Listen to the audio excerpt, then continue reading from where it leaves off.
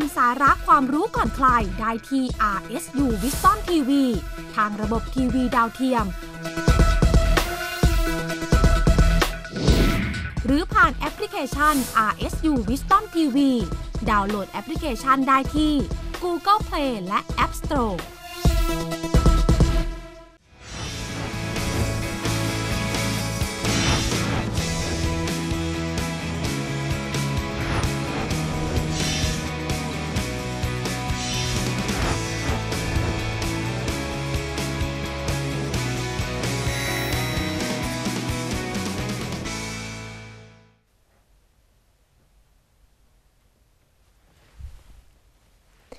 Sawadika, hello and welcome to ASEAN Challenge, the show to give you the latest highlights and updates and issues around your ASEAN bloc in two languages, Thai and English. I'm Rosalyn Tepawan.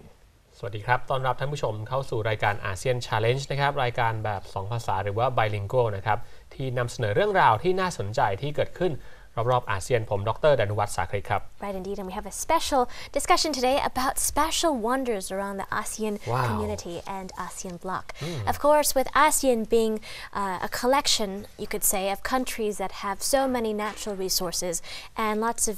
nature and beauty around it. Of course, we have to show what flora and fauna are special.and characteristic of each country by holding a new campaign here. A new 7 Wonders of Nature campaign has significantly come out to raise awareness of the beauty around the world, not just ASEAN, but ASEAN is included in this awareness campaign. So ASEAN is definitely a part of this, wonderful world. Right indeed. ครับก็มาช่วงแรกก่อนเลยนะครับท่านผู้ชมครับในช่วง ASEAN Around US นะครับมีเรื่องราวที่เรียกว่าน่าจะเป็นความภาคภูมิใจของอาเซียนได้เหมือนกันนะครับเพราะว่าเวลาเราพูดถึงเรื่องของสิ่งสวยงามนะครับหรือว่า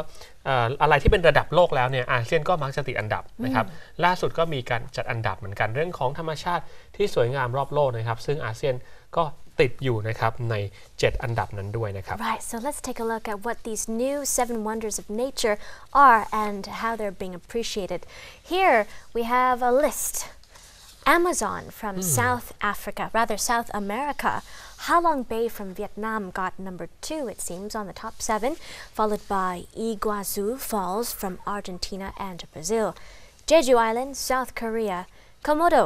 Indonesia. PP Underground River from the Philippines and Table Mountains in South Africa. ครับพอเรามาดูกันนะครับว่าเรียกว่า7สิ่งมหัศจรรย์ที่เป็นสิ่งมหัศจรรย์ทางธรรมชาตินะครับระดับโลกเลยนะครับอันนี้แต่ว่าของเราอาเซียนติดเข้าไปอยู่ในนั้นด้วยนะครับว่ามีอะไรกันบ้างก็น่าสนใจทีเดียวนะครับไม่ว่าจะเป็นAmazon นะครับใน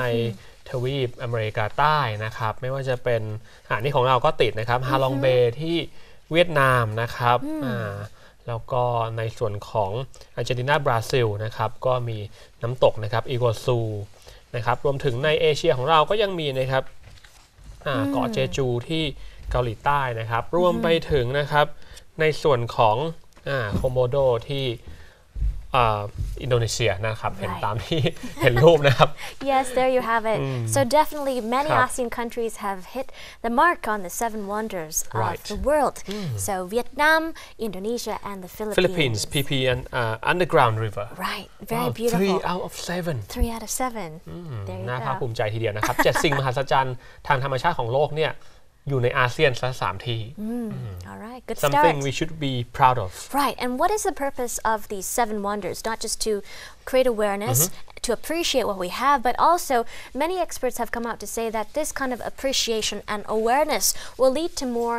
efforts toward conservation. Right. So that is the whole purpose, they said, of this campaign, this nature campaign, to not only help people truly appreciate nature for how it is and how it has naturally formed, but also to raise more awareness in terms of preservation, conservation, and tourists going to visit, how they should behave and how they should appreciate without damaging nature. Exactly, make it sustainable. Right, so indeed. the tourism should be also sustainable tourism, and development in these, countries should be sustainable development. Right, very important indeed. ครับก็วัตถุประสงค์ที่ทำไมต้องมีการจัดอันดับหรือว่าเรียกว่าบอกว่าสิ่งไหนเป็นสิ่งมหัศจรรย์ระดับโลกโดยเฉพาะทางธรรมชาติเนี่ยนะครับก็ไม่ใช่แค่จะ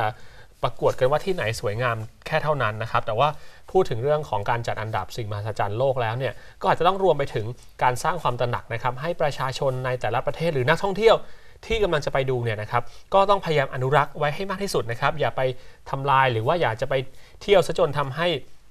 ความเป็นธรรมชาติเนี่ยมันหายไปแล้วไปกระทบต่อสิ่งแวดล้อมนะครับเพื่อที่จะให้เราจะได้มีสิ่งมหัศจรรย์แบบนี้นะครับอยู่กับเราให้เราได้ชมความสวยงามไปนานๆ Indeed. With that said, though, these special wonders, not just around ASEAN but around the world, are also, you could say, special and appreciated sites that are on other lists as well. For example, let's take a closer look here at Ha Long Bay in Vietnam. Have you ever been to Vietnam, Not yet. Not yet. And you? Not yet either. Well, actually, yes, I have, but not Ha Long Bay. Not Ha Long Bay. That's next on the list. So let's tell the RSU TV. And other channels to go ahead and visit Ha Long Bay while it is beautiful and see culture for how it is there. But taking a look at Ha Long Bay itself, it's also a UNESCO World Heritage Site. It's a site that's very popular for traveling, of course, in the Quang Ninh province of Vietnam. The bay itself belongs to Ha Long City in the Van Dong district, and the bay itself features thousands of limestone carts and aisles in various sizes and shapes you see here. And not only that, the bay itself is a center of a larger zone that includes Bai Du Long Bay to the northeast and Gat Ba Islands to the southwest. So pardon the mispronunciation though, but it's a smaller section of a bigger beautiful area, but the zone especially is very well known for its stones and of course beautiful panoramic scenery. ครับก็ในอาเซียนนะครับอย่างที่บอกมี3ที่นะครับอย่างที่ฮาลองเบย์ที่เวียดนามเลยนะครับก็ถือเป็น UNESCO World Heritage ด้วยนะครับก็ได้รับจริงๆความชื่นชมนะครับในความสวยสดงดงามนะครับของบรรยากาศนะครับโขดหินต่างๆที่มีอยู่เป็นจำนวนมากมายเลยนะครับในบริเวณนั้นแล้วก็ธรรมชาติที่เรียกว่าถ้าท่านผู้ชมลองดูภาพเนี่ยก็ผมว่าควรจะไปดู ควรจะไปที่จริง Yes, it looks very pristine still. ลายของหินก็สวยงามมาก Very beautiful indeed. They say altogether there are around almost 2,000 islets around Ha Long Bay, which stretches around an area around 1,500 kilometers, square kilometers. So it's a very big area. Oh, really big. The density of the islet's huge. พื้นที่ใหญ่จริงๆนะครับประมาณ 1,500 ตารางกิโลเมตรเลยนะครับ Right. How long does it take to come up with such a beautiful location such as this? They say here it takes 500 million years for a place like this to form in the various different environmental conditions. So we should preserve it. Right. As it is. It is because, like I said, 500 million years to form such nature like this. Yes, look at those stones and cave. Beautiful caves and stones, lots of limestones with numerous stalactites and stalagmites, and you can even see 19th century French graffiti written around the caves as well, so quite interesting. โอ้โหมีกราฟฟิตี้ด้วยนะครับ Yes. ในถ้ำต้องลองไปสำรวจดูอย่างที่บอกอาจจะภาพอาจจะฉายได้แค่บางส่วนแต่ถ้ามีโอกาสก็ไปแต่ถ้าไปเนี่ยก็ต้องพยายามไปแบบอนุรักษ์ด้วยนะครับอย่าไปทิ้งขยะอย่าไปทำลายธรรมชาติ Right, pay respect to nature as well. Let's turn over to Indonesia. So for some descriptions on Komodo, very beautiful place as well. Indonesia, like Vietnam, also has its beautiful spots that are very exotic and warm because of the climate there. So taking a look at Komodo, it's one of the 17,508 islands that make up the Republic of Indonesia. This island, though, is especially notable. It's the habitat of the Komodo dragon, or which some may call monitor lizard, but not necessarily. Very Different lush, species. very lush one. Very lush. There you go. มาดูทางด้านฝั่งของประเทศอินโดนีเซียบ้างนะครับอินโดนีเซียก็มีสิ่งมหัศจรรย์ทางธรรมชาตินะครับที่ติด1 ใน 7ของโลกนะครับก็คือโคโมโดนั่นเองนะครับซึ่งจริงๆแล้วประเทศอินโดนีเซียเนี่ยเป็นประเทศที่มีเกาะเป็นจำนวนมากนะครับแล้วก็มีเกาะที่มีความพิเศษก็คือว่ามีเจ้าตัวโคโมโดดราก้อนตรงนี้นะครับหรือว่าเป็นมังกรโคโมโดซึ่งอาจจะดูแล้วมีขนาดใหญ่นะครับเป็นสัตว์เลื้อยคลานที่มีขนาดใหญ่อาศัยอยู่เป็นจำนวนมากเลยนะครับ Right, so very big reptiles you see right there, almost you could say cousins or perhaps of crocodiles. They look like that. Right. And other lizards. But the island itself is not very big compared to Halong Bay. This place is 390 square kilometers with a human population of just over 2,000. So people on the island, they say, are descendants of former convicts who were exiled to the island and who have mixed with locals and the indigenous people there. So still a very small population. But Amazing. Definitely. Komodo Island, amazing Yes. island. And it is in ASEAN again. Right. Also, of course, in ASEAN. Well, there you go, with a lot of unique flora and fauna, and of course, perfect for diving, perfect for nature viewing, animal watching also. There you go. Now let's turn over to the Philippines. So from Indonesia, going now to the Philippines, the third ASEAN country to receive global recognition for its 7 wonders. Well, one of the 7 wonders here, PP Underground River. Underground River. Underground River. It stands for Puerto Princesa Subterranean River National Park. ครับท่านผู้ชมเดี๋ยวจะลองพยายามอ่านออกเสียงดู สำหรับอีกที่หนึ่งนะครับในอาเซียนนะครับที่ติด7 สิ่งมหัศจรรย์ของโลกทางธรรมชาติก็คือที่ฟิลิปปินส์นะครับเป็นภาษาอังกฤษคือ PP Underground River นะครับหรือว่าชื่อเต็มของเขาเนี่ยก็คือ Puerto Princesa นะครับอ่านยากนิดนึงนะ Subterranean River National Park Right. ดูนะครับความสวยสดงดงามของSub River หรือว่า Underground River เป็นอย่างไร Right indeed. So you see here, similar to caves in Halong Bay in the Philippines, these underground rivers are located about 80 kilometers north of the city center of Puerto Princesa in Palawan. And the river itself, as we mentioned, Puerto Princesa Underground River is located in the St. Paul mountain range in the western coast of the island, bordered as well by other rivers to the east and west. So, very beautiful park, and it's been a national park since 1992.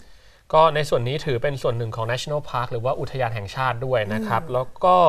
อยู่บริเวณนะครับเทือกเขาเซนต์พอลนะครับทางด้านชายฝั่งตะวันตกของประเทศฟิลิปปินส์นั่นเองนะครับก็มีความสวยสดงดงามอย่างนี้แหละถึงได้รับจัดอันดับเป็น National คือเขาให้จัดให้เป็น National Park ของเขาด้วยนะครับแล้วก็ดูลักษณะเนี่ยก็คือเป็น Underground River เลยคือเป็นแม่น้ำนั่นแหละแต่ว่าคือแม่น้ำปกติมันก็จะมีเรามองเห็นท้องฟ้าแต่ตรงนี้ไม่ใช่นะครับ No, but this also has something extra special. Extra special. Extra special. This underground river has a second floor. Wow. Right? That's more than special. Just underground river is already special. Right, but now this is a double underground river with a floor. Another floor where people can actually see waterfalls in the river itself, in the underground river. So quite an amazing spectacle indeed. นี่แหละครับเป็นแม่น้ำใต้ดินนะครับที่มีความ extra special นะพิเศษของพิเศษ Yes. เพราะว่ามี2ชั้นครับท่านผู้ชมจริงๆแค่แม่น้ำที่อยู่ใต้ดินเนี่ยนะครับมองขึ้นไปไม่เห็นท้องฟ้านี่ก็แปลกละแต่อันนี้มี2ชั้นแล้วก็สามารถเห็นน้ำตกได้ด้วย Right.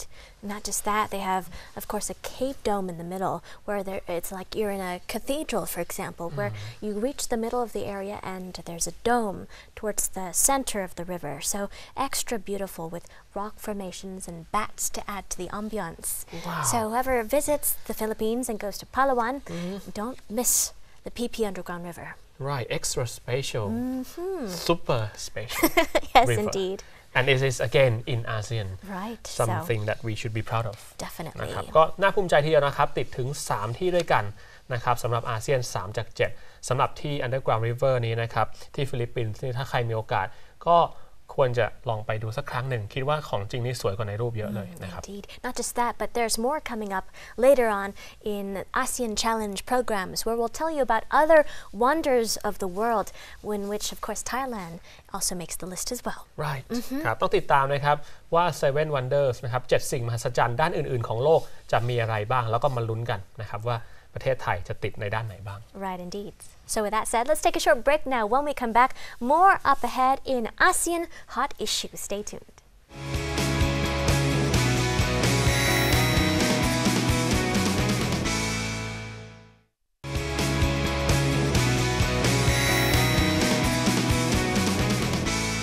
Welcome back to ASEAN Challenge into ASEAN Hot Issue. Lots of interesting stories to tell you about, making the highlights around ASEAN plus. Starting off with China. Xiaomi now, or Xiaomi, smartphones are looking to go global as they come out to compete with the world's popular Apple or iPhone. ครับช่วงที่2ของรายการนะครับช่วง ASEAN Hot Issue ก็จะนำเสนอเรื่องราวนะครับที่น่าสนใจเป็นเรื่องประเด็นร้อนๆที่เกิดขึ้นนะครับทั้งในอาเซียนแล้วก็อาเซียนบวกนะครับบวก3บวก6ซึ่งก็รวมอีกหลายประเทศเข้าด้วยกันนะครับไปเริ่มกันที่ทางด้านของจีนก่อนเลยดีกว่านะครับสมาร์ทโฟนนะครับ Xiaomi นะครับXiaomi นะครับก็เตรียมที่จะบุกตลาดนะครับในส่วนของกลุ่มอาเซียนแล้วนะครับแล้วก็น่าจะคือเขาได้ฉายาว่าเป็น Apple หรือว่า iPhone ของจีนเลย Right, some say they are copycats, they're copying Apple's style, but here, even though they are doing that, it seems within 3 years of their first release, of their first edition of their Xiaomi smartphones, it seems that the phones have gone global. It's the biggest smartphone brand only in the Chinese region, which is huge among the Chinese population. It's the biggest brand in a long time. Within 3 years. Pretty crazy. It's now ringing up to $45 billion so far. Wow. That's a huge. Within 3 years. 3 years. Amazing. So it's been growing very fast. Very Xiaomi. Soon we'll see it in Thailand, I think. Right. If not already. ก็อาจจะมีแล้วด้วยซ้ำบางคนอาจจะใช้ละครับ Indeed. ก็สำหรับเรื่องนี้นะครับอย่างที่บอกว่า Xiaomi เนี่ยเป็นสมาร์ทโฟนที่หลายคนอาจจะบอกเป็น iPhone ของเมืองจีนบางคนก็บอกว่าเฮ้ยไปลอก Apple มาเลยหรือเปล่านะครับตอนนี้เนี่ยก็ประกาศยกระดับธุรกิจจากแค่จีนเป็น global business ละนะครับเพราะว่าที่ผ่านมาเนี่ยก็ถือว่ามีฐานลูกค้าคนนิยมพอสมควรเลยเยอะเลยทีเดียวนะครับใช้เวลาจากตอนเริ่มต้นเนี่ยเพียงแค่3 ปีเท่านั้นเองนะครับแต่ว่าสามารถสร้างมูลค่าทางธุรกิจนะครับได้สูงถึงประมาณ 45,000 ล้านเลย45 billion That's amazing indeed. ดอลลาร์นะครับIt also has its executive to thank for that as well, because it has the Android guru Hugo Barra, who's also a former Google top executive to help with the management of the company as well. So the man we saw earlier is the company's executive, who also has a lot of experience up his sleeves in the smartphone arena. And with that said, he's applying, of course, his techniques and skills and experience learned from his former companies to this new company, Xiaomi. And now, so far, this new company has launched sales in India, Singapore, Malaysia, Indonesia, even the Philippines, and the countries are quickly growing. ก็ตอนนี้เนี่ยเรียกว่าเป็น strategy นะครับbusiness strategy ของ Xiaomi เนี่ยเรียกว่าหรูหราดูดีเลยนะครับไม่ว่าจะเป็นการนำผู้บริหารที่มีประสบการณ์นะครับ มาทำงานโอ้โหแล้วก็รวมถึงวิธีการ present นะครับซึ่งก็ไม่ได้แตกต่างจากบริษัทดังๆนะครับในโลกตะวันตกเลยรวมไปถึงการขยายตลาดออกไปด้วยนะครับไม่ว่าจะเป็นการไปขายที่อินเดียสิงคโปร์นะครับมาเลเซียอินโดนีเซียนะครับรวมถึงฟิลิปปินส์ในปีที่แล้วนะครับก็ถือว่าทำตลาดได้เร็วทีเดียวนะครับ And it seems like they're planning to enter other countries in Latin America with Brazil and Mexico, also entering Thailand and Vietnam this year as well. ก็เตรียมตัวที่จะเข้าตลาดนะครับอีกหลายๆตลาดทั่วโลกเลยนะครับรวมถึงประเทศไทยแล้วก็เวียดนามนะครับนอกภูมิภาคก็จะมีไม่ว่าจะเป็นในส่วนของลาตินอเมริกานะครับบราซิลเม็กซิโก Xiaomi ก็เตรียมจะบุกตลาดเรียกได้ว่าทั่วโลกtruly global business. But at the same time, the company itself may face some obstacles being so similar to Apple's iPhone. Right. Already, Apple has come out to accuse the company of copying, stealing its designs. And so, for some time, it seems that the company may face some roadblocks in certain countries like India, where there was a temporary block in sales as Ericsson had accused it of ripping off its patents as well. แต่ว่าอาจจะมีเรียกว่าอุปสรรคบ้างนะครับสำหรับ Xiaomi ในการ เข้าไปเจาะตลาดโลกถึงแม้ว่าเซกชันของ Market ของตลาดเนี่ยอาจจะเป็นลูกค้าคนละกลุ่มกันแต่ว่าอย่างไรก็ตามการที่มีลักษณะเหมือนกับ iPhone ของ Apple มากเนี่ยก็อาจจะถูกเรียกว่าทางด้าน Apple เขาไม่พอใจและอาจจะมีการยกเคสขึ้นมานะครับฟ้องร้องกันหรือเปล่านี่ก็ต้องติดตาม Right, indeed. We'll keep monitoring that report and the updates regarding Xiaomi and its moves in the future in penetrating ASEAN and other markets.Meanwhile, some other news coming from the Philippines. Yes. After Pope Francis had visited the Philippines on a 5-day official visit, the Philippines has come to bid farewell to the Pope. Now, tens of thousands had come out to line the streets of the capital, Manila, as the Pope made his way to a military airbase on Monday earlier on, concluding his trip to the Philippines on a very emotional note. Right. ครับก็เรื่องถัดมานะครับก็มาดูที่ฟิลิปปินส์กันบ้างนะครับหลังจากที่เราได้รายงานไปเมื่อช่วงสัปดาห์ที่แล้วนะครับถึงการเยือนฟิลิปปินส์ของโป๊ปนะครับตอนนี้นะครับก็ถึงเวลาที่เป็นบรรยากาศของการเดินทางกลับนะครับก็เป็นบรรยากาศการอำลาชาวฟิลิปปินส์นะครับถือว่าก็เป็นการปิดฉากการเยือนเอเชียอาเซียนด้วยนะครับ Right, and his visit was very emotional for many after the Philippines and its locals, Filipinos, had suffered various attacks from the weather, you could say, over the past couple of years. And the weather itself, typhoons, had brought lots of devastation to the country, so the Pope himself couldn't have come at a more important time for the Filipinos. So he came to the country, brought as well a message of mercy, they say, and compassion to a nation that has suffered so much, not just from the devastation of the natural disaster, but also from corruption. Right.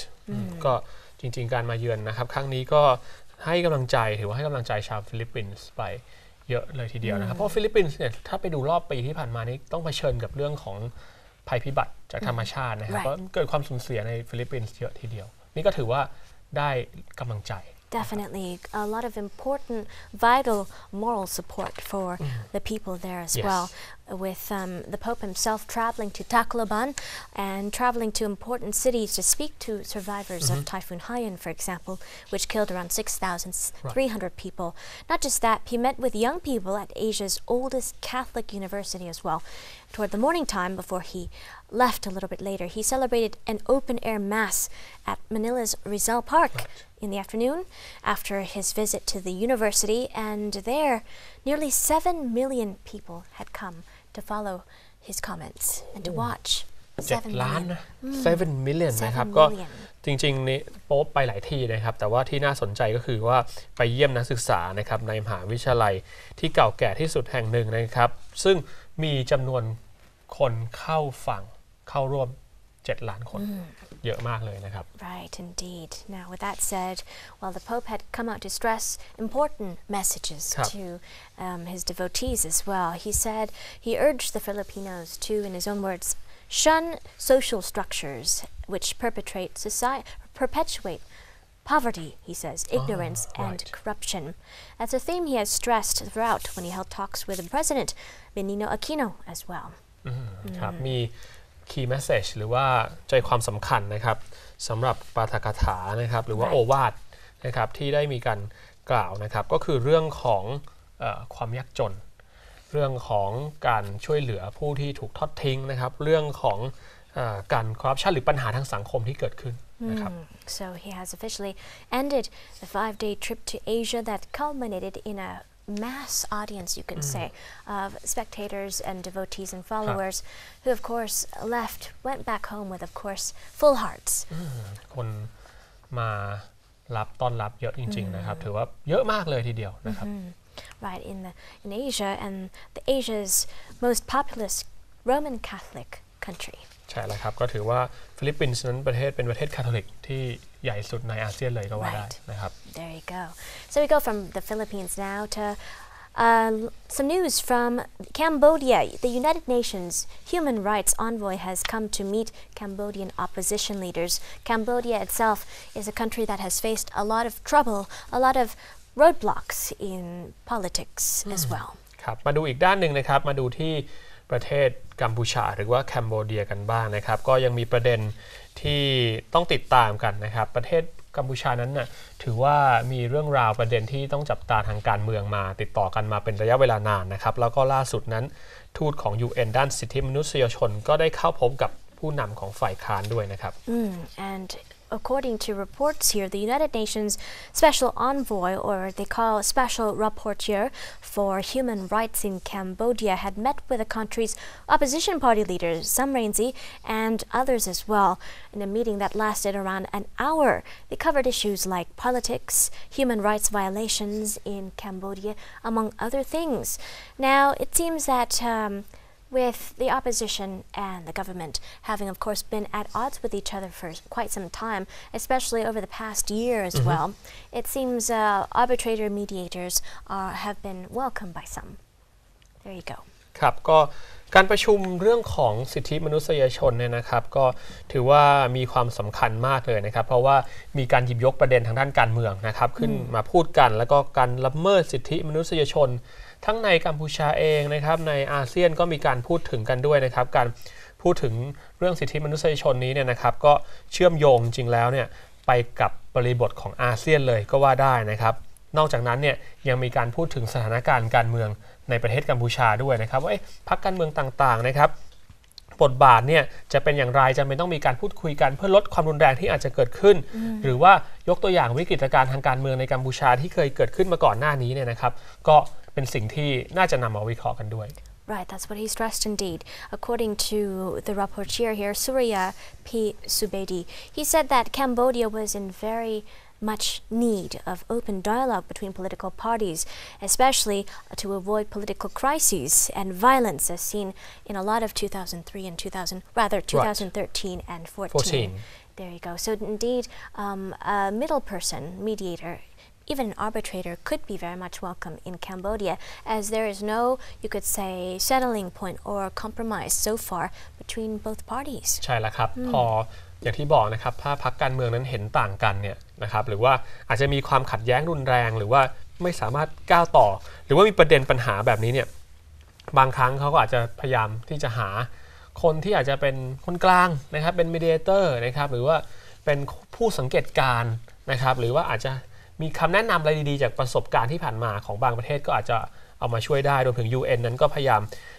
ทำงานหนักอยู่แล้วในเรื่องสิทธิมนุษยชนนะครับ Right. So there you go. We'll keep you posted on more developments from Cambodia as everybody tries to settle differences between parties. While we know that it is quite a difficult feat, though, from our own experience. Meanwhile, we turn from Cambodia now over to Indonesia. Back to Indonesia here for some not exactly light news here. Indonesia has come out to execute 6 of its prisoners for drug offenses. The country is quite strict when it comes to drug trafficking and also these types of offenses and crimes. So with that said, these 6 foreigners had been from Nigeria, Malawi, Vietnam, also the Netherlands and Brazil. ครับมาดูที่เรื่องราวสุดท้ายที่เกิดขึ้นนะครับว่าเป็นข่าวโด่งดังกันไปทั่วโลกเหมือนกันนะครับหลังจากทางการอินโดนีเซียนั้นตัดสินประหารนักโทษนะครับในข้อหาเรื่องของการลักลอบขนยาเสพติดซึ่งถ้าไปดูนักโทษเนี่ยนะครับไม่ใช่ชาวอินโดนีเซียทั้งหมดคือมีมาจากหลายที่เลยนะครับส่วนหนึ่งเป็นชาวอินโดนีเซียนะครับแต่นอกจากนั้นก็ยังมีจากมาลาวีไนจีเรียนะครับเวียดนามนะครับรวมไปถึงนะครับนักโทษที่เป็นชาวบราซิลนะครับแล้วก็เป็นชาวดัชอีกด้วยนะครับ All of the prisoners were sent, you could say, over to a particular island of Nusa Kambangan where the execution took place. And the execution took place by blindfolding the prisoners before a firing squad. One of the victims, though, according to reports here, according to a lawyer for the Dutch citizen, he tweeted that the victim here, the Soy, was thankful for the efforts of the Dutch government's unsuccessful efforts. He would stand before the firing squad without a blindfold. So, of course, all countries, you could say, lawyers from different countries of the prisoners had been welcome to, you could say, to defend the prisoners, but altogether it was unsuccessful. Exactly ครับก็ทางการของประเทศต่างๆนะครับที่นักโทษเหล่านี้ที่ถูกประหารชีวิตเขาก็พยายามที่ผ่านมาต่อสู้คดีหรือว่าพยายามจะขอลดโทษไม่ต้องถึงขั้นประหารชีวิตนะครับแต่ว่าสุดท้ายก็ ศาลก็ยังยืนยันนะครับตัดสินประหารชีวิตโดยการใช้วิธียิงเป้าแต่ว่าก็มีการผูกผ้าปิดตาไว้นะครับทั้งนี้ทั้งนั้นเนี่ยก็ไม่สามารถลดหย่อนหรือว่าประนีประนอมได้เลยถึงแม้ว่าหลายๆประเทศนะครับเขาก็พยายามที่จะพูดคุยแล้วก็ขอให้มีการลดโทษซึ่งอันนี้ก็ถือว่าเป็นโทษขั้นสูงสุดแล้วนะครับเป็นการลงโทษแบบเด็ดขาดทีเดียว Right. Well, it's very you could say Indonesia had begun its very, you could say, brutal crackdown against crime. In 2013, they had resumed executions after a 5-year gap of not doing so. But the resuming of these activities, capital punishment here, has apparently affected bilateral relations between Indonesia and also Brazil and the Netherlands. The two countries there had subsequently recalled their ambassadors in Indonesia. They said the executions would affect bilateral relations. Some countries are very strongly against such executions.ใช่ครับการตัดสินประหารชีวิตเนี่ยครับก็คือประเด็นมันอยู่ที่ว่ามันไปกระทบต่อเรื่องความสัมพันธ์ระหว่างประเทศเพราะอย่างที่บอกว่าทางการหลายๆประเทศก็มีการพยายามที่จะให้ลดโทษนะครับแต่ว่าพอไม่สำเร็จปุ๊บเนี่ยอย่างบราซิลกับเนเธอร์แลนด์ก็ได้เรียกตัวเอกอัครราชทูตประจำกรุงจาการ์ตากลับประเทศแล้วนะครับเพราะฉะนั้นความสัมพันธ์ที่ดำเนินมาเนี่ยก็อาจจะสะดุดลงพอสมควรเลยนะครับเพราะว่าบางประเทศก็บอกว่าเป็นการลงโทษที่มันรุนแรงเกินไปนะครับแล้วก็อาจจะ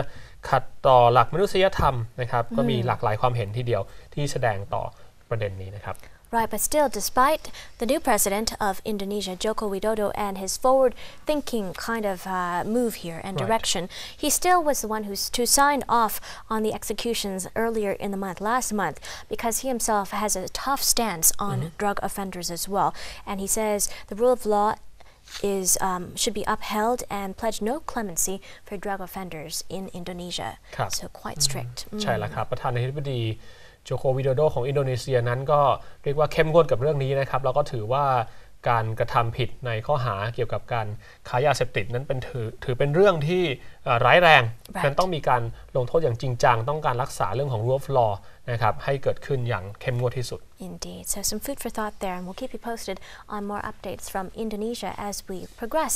But with that said, though, that wraps up this break for now. Right. Let's take a short break. When we come back, more coming up ahead in ASEAN calendar. Stay tuned.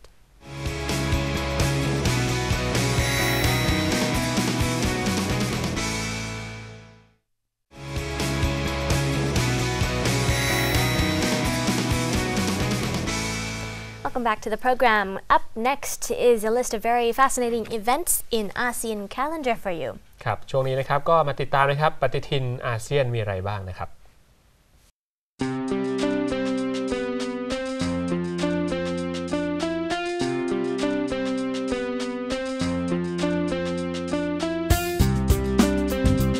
Sinulog Festival.The famous Sinulog Festival in Cebu City is held every year on the third Sunday of January. The festival is characterized by a very long parade with many groups of people dressed in colorful costumes, finding their way through the streets while dancing the Sinulog. To distinguish the festival from the popular Ati-Atihan Festival on Panay Island, this festival is characterized by a different dance.This Sinulog dance is now the traditional and ritual dance in honor of Santo Niño. The dance is accompanied by the sound of drums, all the time moving 2 steps forward followed by 1 step backward. Though the dance is already very old, the parade is rather young. 1980 was the first year that the parade was organized. The Sinulog was already danced by the locals in honor of their wooden statues in the period before the Cebuanos were baptized.Later on, after the image of the famous Santo Niño was brought to Cebu and the Catholic faith was established in the region, the dance was made a part of the yearly fiesta in honor of the Santo Niño. While dancing, people are shouting petitions and thanksgivings to the Santo Niño. Shouting is necessary because the pilgrims have to be sure they will be heard by the Santo Niño. The Sinulog became indeed a dance ritual in honor of Santo Niño.Dinakyang Festival. Dinakyang is Iloilo City's version of the Ati-Atihan Festival, widely celebrated not only in Panay Island but also in other parts of the country.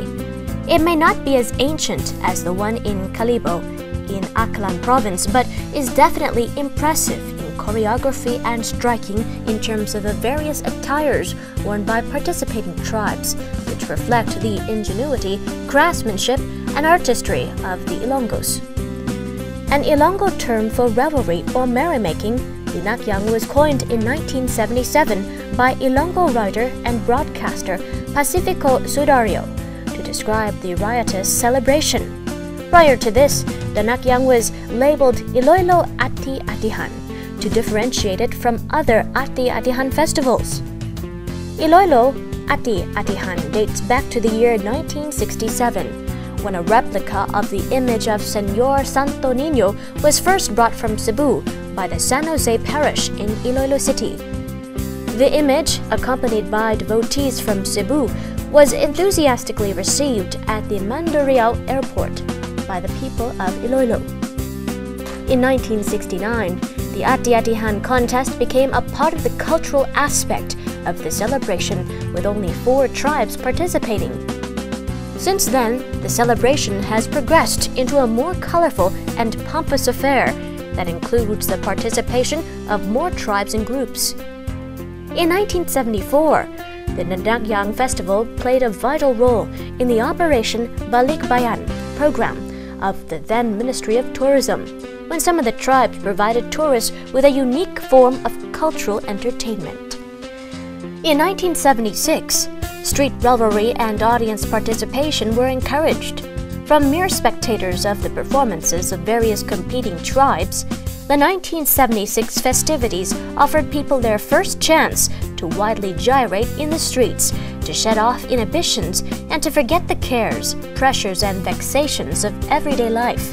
In 1977, an authentic Ati tribe from the mountains of Barotac Viejo was invited by Dinakyang organizers and by the Regional Association of National Government Executives to perform and display their native dances.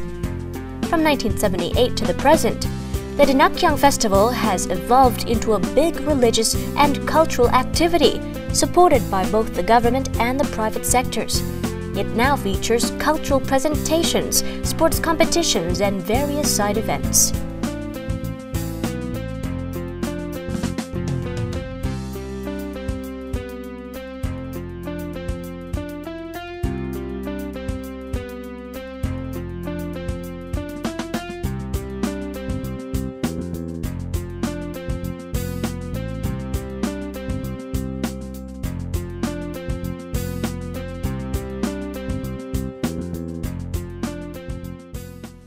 There we go, list of very colorful events happening around your ASEAN community. Be sure to join when you can. ครับมีหลายๆเรื่องราวสำคัญที่เกิดขึ้นรอบๆอาเซียนเลยทีเดียวครับ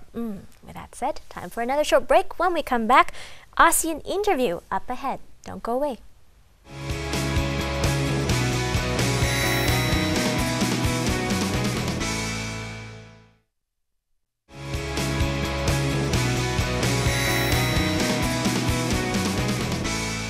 Welcome back to ASEAN Challenge. In our ASEAN Interview, lots of insightful details coming up in the interview. ครับกลับเข้าสู่ช่วงสุดท้ายแล้วนะครับของรายการ ASEAN Challenge เป็นช่วง ASEAN Interview นะครับก็มีประเด็นสัมภาษณ์ที่น่าสนใจที่ต้องติดตามกันในช่วงนี้นะครับ Let's take a look.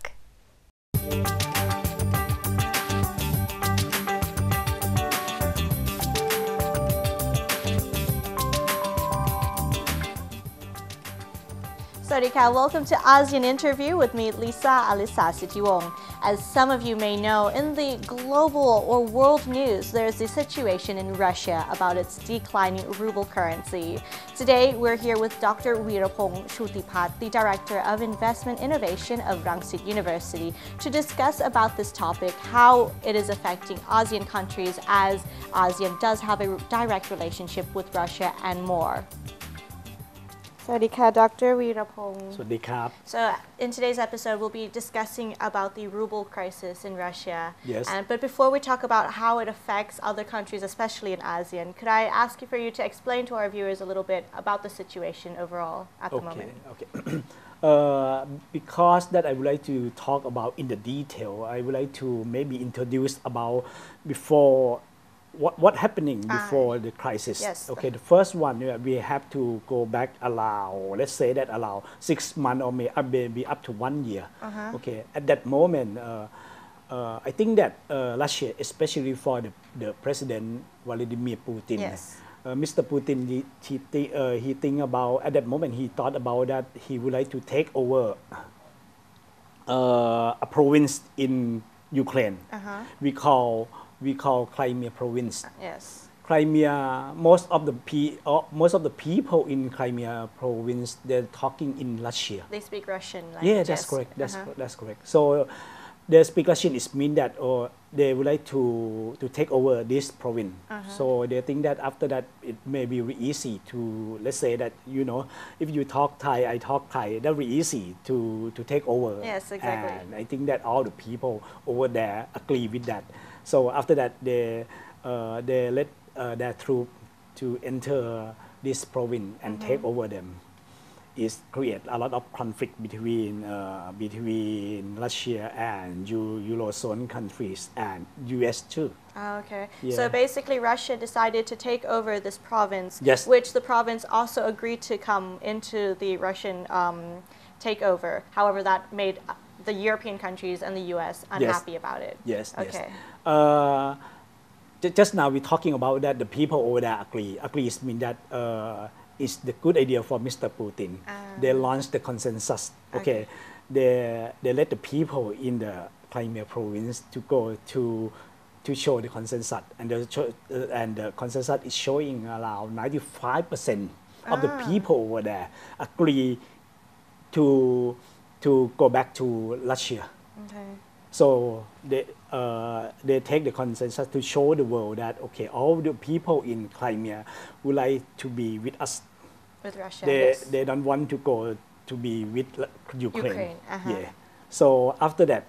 they create a lot of conflicts, especially for the Eurozone country and the USA. They don't want to be the situation like this. So they're thinking about, okay, the first one that they would like to launch the measure to control this situation is that they launch the sanction. Okay, the first one supposed to be the food. Let's say that the meat and the vegetable, something like that, because they think that the food supposed to be the major factor. Yes. Let's say that the chicken, okay, they don't allow the chicken to export to Russia. Okay. Yeah. But Russia, they got a lot of choices. Let's say that for the chicken, okay, we could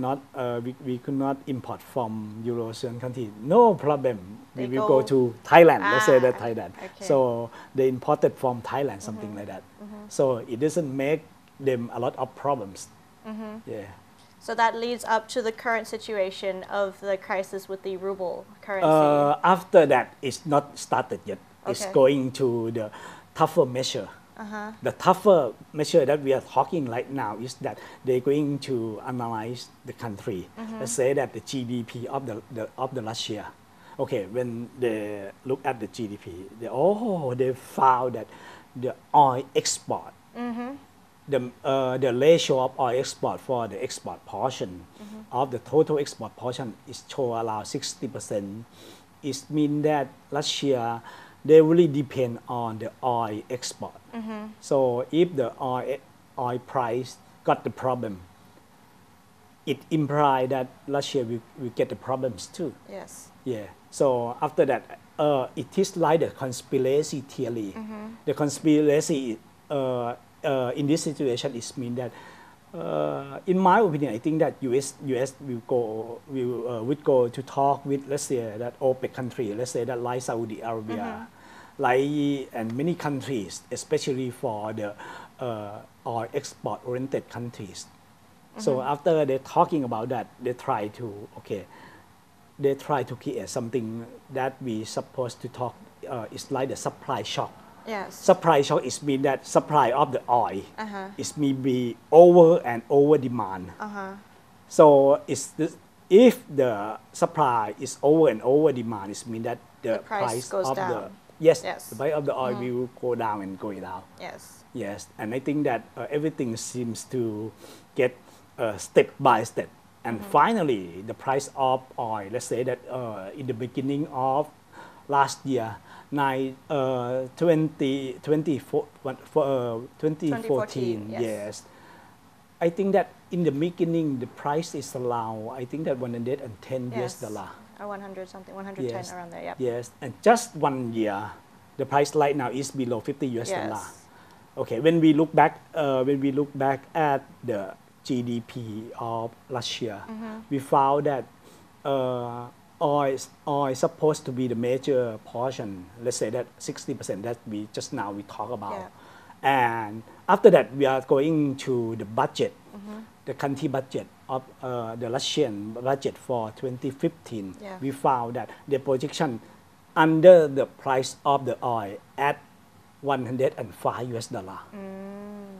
so right now it's not $105 US dollar but right now it's below $50 US dollar it means that at the moment the budget is not enough and that's supposed to be create a lot of problems to Russia right now okay yes before we talk about how it affects ASEAN countries especially could you explain a little bit about the relationship between Russia and ASEAN countries at the moment since of course like European and American countries have sanctions on Russia therefore Russia has to turn to other countries especially in ASEAN countries so what is their relationship like at the moment how much do they export import and trade with ASEAN countries okay very easy to understand the relationship between Russia and ASEAN countries, we have to think about two portions of the service and goods. Okay. For the goods, supposed to be, let's say that something, especially for the food, supposed to be the major portion to go out to Russia. Sometimes it include auto part, it include electronics sometimes, but major portion supposed to be food. But when compared with the service that we are talking about Russia, we have to focus on tourism. Yes, which play the major role when we are talking about Russia relationship with us. For the tourism. So therefore, if the budget is like not enough, like you explained before, and it's affecting Russia so badly as the oil price has declined so badly, how is this affecting ASEAN countries now, like us? For ASEAN country, I think that especially for the cheap living cost, let's say that for Thailand, for Indonesia, or maybe for Indo-Chinese countries, Russian people would like to go to come visit us because of the cheap living cost. So it means that let's say that the tourism, how about the tourism for Russian people, tourists coming to Thailand? We are talking about after the ranking, the first one supposed to be Chinese people. That's is around let's say that around 5 million people. The total industry of the people, the tourism people of this industry, let's say that around 25 million people. China take over around 5 million people is around 20%. Easy. Okay, around 20%. And after China, it is Malaysian people because of we have the attached border. The border that's attached Malaysia, Thailand. So we are talking about around 3 million people. Okay, the third one it is Russian people. I think that around 2 or 3 years. Allowed to a year so far. The Russian people, the Russian tourists, they take the rank number, the third rank. Yes. So the fourth rank supposed to be, I think that's Japanese people. So when we looking back at the figure, we found out that last year, 2 years ago, the figure. I mean 2013, the figure is around 1.7 million people. But last year is around 1.6 million people. So it dropped just only around 100,000 people, not so much, not so many. But the situation just begin in I think that around the fourth quarter of last year. So it will create a lot of problems right now in the near future. We're going Yes, to experience a and lot this year. from the effect. Yes. Especially you're saying that especially in the tourism sector, that's the main relationship that Russia brings over to us. That's what's going to affect us, especially Thailand, as Yes. we know a Yes. lot in the next coming few quarters, or hopefully not too long. Yeah. Yes. So basically, a lot of businesses and operators in the tourism sector will be highly affected by this situation here in Russia. Exactly. Yeah, and I think that the portion is supposed to be like this. I think that because of the Russian people coming to Thailand for the long time, I think that at least allow not less than 10 years. So it's you know like Pattaya area, there are a lot of Russian family. When we are talking about Russian family, is the Russian husband, but the Thai wife. Yes. Yeah, there are a lot. Yes. So I think that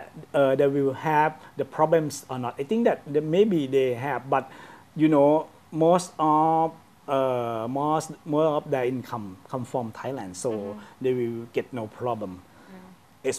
But compared with the Russian people who just coming to Thailand, I think that they have a lot of problem right now because of the ruble currency right now is very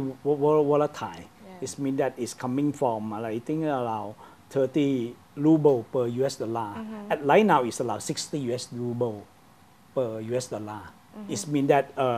if they would like to buy the ticket, just not really easy for the airplane ticket from Russian to US to Thailand. Let's say that they pay around let's say that they pay around 3,000 ruble to catch a plane coming from Moscow to Bangkok. Okay, they pay around, let's say that around 3,000 ruble. Right now they have to pay 6,000. Yes. It's double cost. Double cost for them. Yes. All right. Well, today we were able to gain a lot of knowledge about the current situation. Even though sometimes people might think it's a country that's so far away from us. However, it has a lot of impact because nowadays, because of globalization, there's so much impact relationships between countries. So thank you so much, Doctor, for your kind knowledge and sharing with us today. This is about the time that we have today. So thank you very much. Yes. Pleasure. Thank you. และเมื่อสักครู่นี้ค่ะเราก็ได้พูดคุยกับดร.วีรพงษ์ชูติพัฒน์ค่ะเกี่ยวกับสถานการณ์ในประเทศรัสเซียและค่าเงินของรูเบิลที่กำลังตกลงอยู่ค่ะซึ่งหลายๆคนนี่อาจจะเห็นว่าค่าเงินรูเบิลนี่ค่อนข้างที่จะไกลตัวท่านผู้ชมหลายๆท่านเพราะมันไม่ใช่ค่าเงินหลักๆอย่างเช่นยูโรหรือ US ดอลลาร์หรือเยนเป็นต้นค่ะแต่จริงๆแล้วผลกระทบต่อค่าเงินรูเบิลเนี่ยค่ะก็มีผลกระทบต่อประเทศอาเซียนอย่างเราอย่างมากค่ะอย่างเช่นด้านการธุรกิจหรือว่าการท่องเที่ยวนั่นเองซึ่งถ้าหากมีปัญหาในแง่ของรูเบิลของประเทศรัสเซียเนี่ยก็ซึ่งจะมีผลกระทบต่อรายได้ของประเทศไทยและประเทศอื่นๆในอาเซียนเช่นกันค่ะนี่ก็เป็นอีกหนึ่ง challenge ของประเทศอาเซียนอย่างเราว่าเราจะรองรับและรับมือกับมันอย่างไรค่ะและนี่ก็คือช่วงของ ASEAN Interview กับลิซ่าอลิสาสิทธิวงศ์ค่ะ This brings us to the end of the ASEAN Interview with me Lisa Alisa Sithiwong. Thank you for watching. สวัสดีค่ะThank you for that, and that concludes our ASEAN interview for this section. ครับก็เป็นการรายงานสัมภาษณ์นะครับที่ได้ประโยชน์ไปพอสมควรทีเดียวครับ